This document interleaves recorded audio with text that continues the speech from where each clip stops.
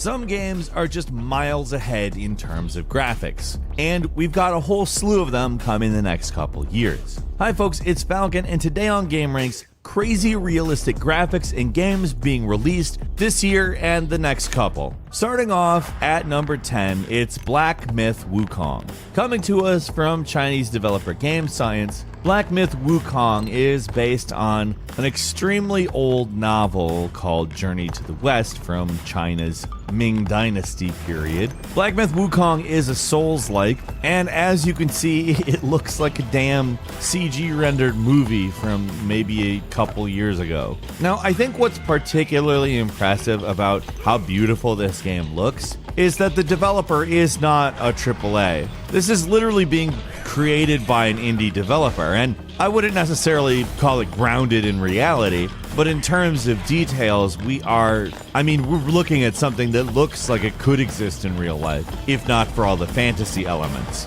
I mean, the lighting, the fur and skin on enemies, and especially your hair on your character who is some kind of a creature. Like roughly translated, your character is called the Monkey King, known as Sun Wukong. I mean, you're literally a legendary mythic figure in terms of 16th century Chinese mythology, and you look cool as hell. This is an Unreal Engine 4 game.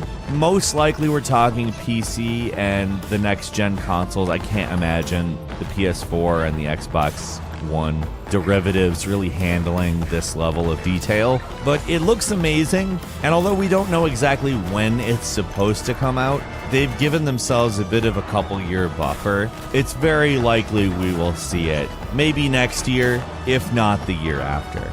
At number 9 is Crimson Desert. This comes from the developers of Black Desert Online, which is already a pretty good looking game. Crimson Desert is a little bit different. It's an open world action adventure game, originally planned as a prequel to Black Desert Online, but it was something that sort of transformed as they were working on it into something different. Basically, the game's story takes place over a medieval fantasy setting where you lead a small band of mercenaries, and, well, it looks interesting, but also it looks incredible. In terms of landscapes, vistas, different types of views, I mean, this is just one of the prettiest looking games. And I think there are times you can mistake footage of this game for a photograph. Character designs are also really detailed, but probably the most impressive aspect of this one is just how big the game itself looks, while also maintaining this level of detail in basically every shot we've seen. It's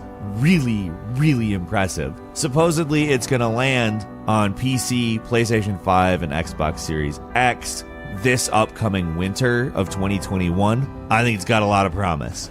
At number 8 is Project Eve. Now, Project Eve has been something that has been in development a while. It was originally an action game that was slated for PC, PS4, and Xbox One and their derivatives. It is something that is going to be hitting next gen instead. Probably good on account the level of graphics we're seeing in it are very, very nice. It kind of looks like if you combine Devil May Cry or Bayonetta with kind of a Ghost of Tsushima type strategy. I don't know if that makes sense, and I might even be just projecting that onto the footage, but I'm definitely intrigued by what I see here. I mean, in terms of realistic landscapes, they've also released a lot of screenshots of this game that just paint a picture of something that looks incredible. Like, there's kind of post-apocalyptic cityscapes that are extremely chilling to look at. But this boss battle also, I'm excited by what I see by it. Not just graphically speaking, but also gameplay. However, I mean, look at how big and expansive this environment is. Look at the textures on the boss. And look at the motion. Everything is just crystal clear, smooth, and fast. There is no concrete release schedule for Project Eve, but I am so excited to see how it pans out. It looks like it could really be a massive title, not just in terms of game size, but if it actually turns out how it looks, it could be just a massive game that year. At number 7 is Horizon Forbidden West. Now, Horizon Zero Dawn is obviously just a graphically gorgeous game. It's beautiful, and that is on extremely outdated hardware. Horizon Forbidden West indulges all of the latest stuff. Like, we are looking at footage of this, and what else is there to really say? It just, damn. We've only seen this one thing, but we can assume that this is gonna be huge. The developers, Guerrilla, are always on top of their game in terms of graphics. Like, also, their engine helped Death Stranding look as incredible as it does. But let's just be completely clear how excited I am in terms of just how cool Horizon Zero Dawn was in terms of concept, in terms of execution, world building, story. It's probably one of the best of its type, and I think that Forbidden West is going to be even bigger. At number 6 is Resident Evil 8 Village. So, the Resident Evil engine established with Resident Evil 7, frickin' amazing. It is such an amazing, beautiful engine. It's capable of so much.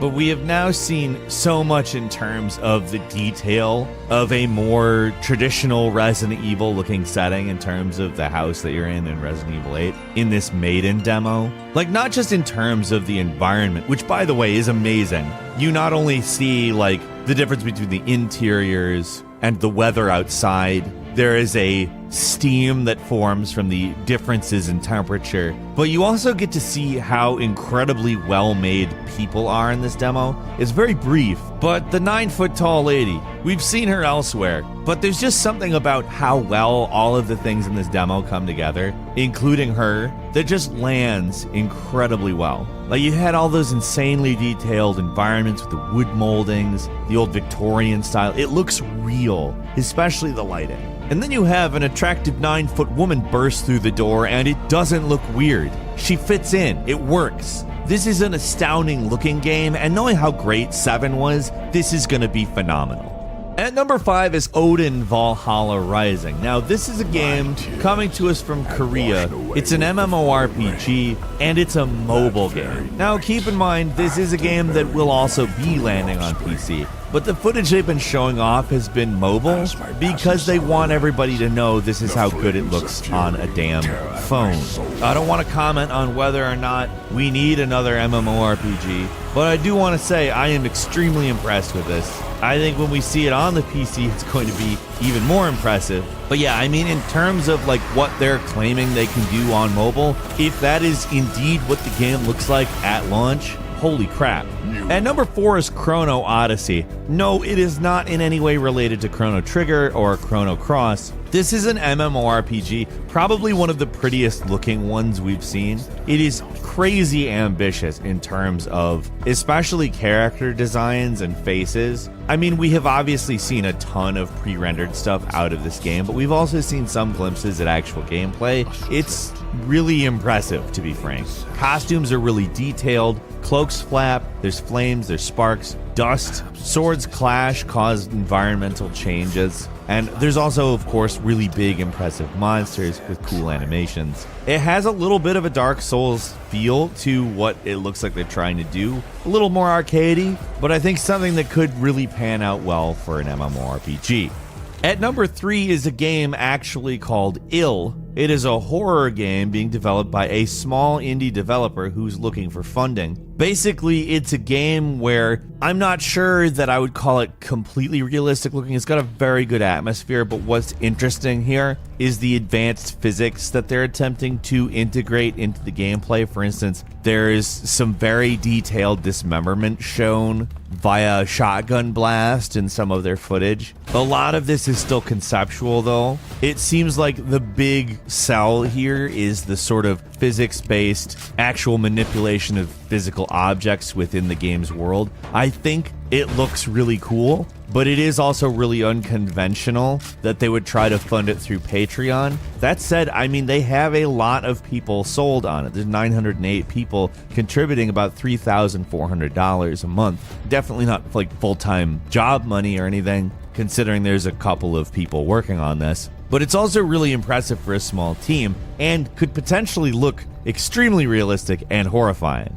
And number 2 is Atomic Heart. We've talked about this game a lot. It is kind of BioShock meets Fallout, meets Dishonored, meets Prey, meets BioShock, meets BioShock, meets the Soviet Union, meets futurism, meets BioShock. Also, there's weapons crafting. Now, what we've seen in this game is so incredibly slick, beautiful, and in terms of what is possible in gameplay, it's really impressive. But we've seen not only incredibly detailed environments with beautiful reflections and amazing architecture and very different effects, we've also seen this plant creature boss, which sort of appears to be like a mound of muscle, sinew, mass, something. I don't know exactly. It's really gross to look at, honestly. But it's really fast and it's hard to really catch. From the looks of it, the combat in this game is going to be pretty wild and frankly somewhat unpredictable. But it's going to take place in perhaps the most well-realized environments